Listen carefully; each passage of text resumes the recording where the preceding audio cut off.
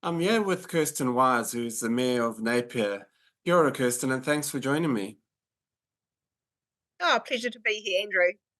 Good, thanks. Now, as you said just a moment ago, it's been quite a big week for you, and obviously we had the council meeting where they discussed the 3-year plan and or long-term plan, and also obviously what the rates rise is going to look like. And the proposal that you sending out, that the council's sending out for consultation, is 23.7%, which is a historic figure in the council history.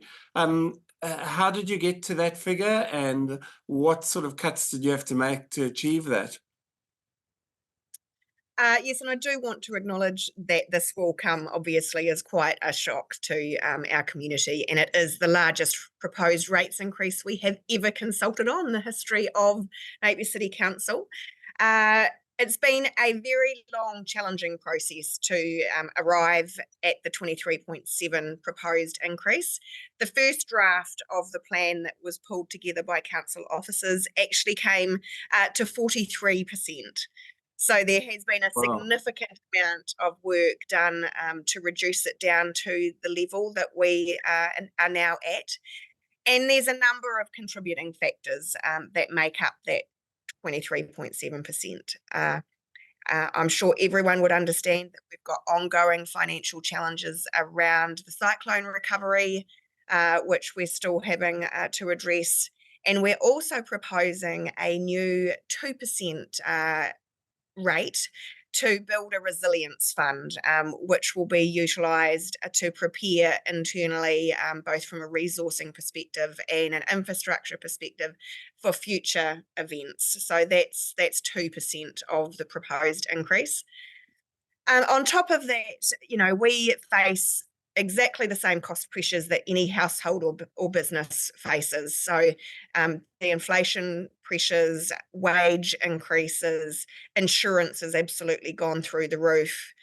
And what we need to spend on our capital projects, for example, is just increased exponentially. So I think if you look across the country, building a bridge, for example, has increased by 38% in the last 3 years. Investing in our roading network has increased by, I think it's 27%, the costs in the last 3 years. Investing in our sewerage system, again, is sitting around that 30% increase in what we need to do. So we've worked really, really hard to reduce that rates increase as much as we can, but it really is just going to cover the existing services that we already provide. Other than that resilience fund, we're not doing anything new. So the rest of that rates increase is just for us to be able to continue doing what we're already doing. No, obviously the Cyclone Gabrielle has had an effect and the costs involved in the recovery, but also reading the report accompanying the long-term plan, there is a bit of a legacy issue here, and the infrastructure not really being upgraded. And I can remember many years ago, Bill Dalton, the previous mayor, getting quite irate and saying, there's no issue with that. We keep our infrastructure up to date. Well, it seems like it hasn't been kept up to date. What do you have to say to that? There has definitely been an underinvestment in our infrastructure, and that's across the board. So I think probably reflecting on Bill's comments in the past, that may have been more directly related to our water network. Hmm. And that's something that the current council, well, certainly since I've been the mayor, that is something we have invested in heavily. So Yeah. that's probably an area where I'm quite satisfied with the work that we've completed in recent years. But then looking at some of our council buildings, some of those other facilities, we definitely need to up our game there. And this is a result ultimately of 20 years of keeping rates too low.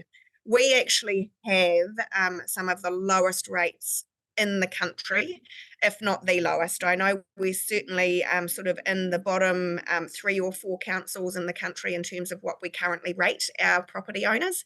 And I know that doesn't make it any easier for our community in terms of them looking at what's coming through in the future. But for us as a council, it's just not sustainable for us to maintain those low rates. We cannot do our job properly unless we have adequate funds to do that. How do you think the community is going to react to this? Oh, look, I've already had some pretty strong reactions, Yeah. as you can imagine. And interestingly, there is a bit of a spectrum. So yes, some very strong anti negative reactions, and people are concerned about them being able to afford to pay. So I totally understand that.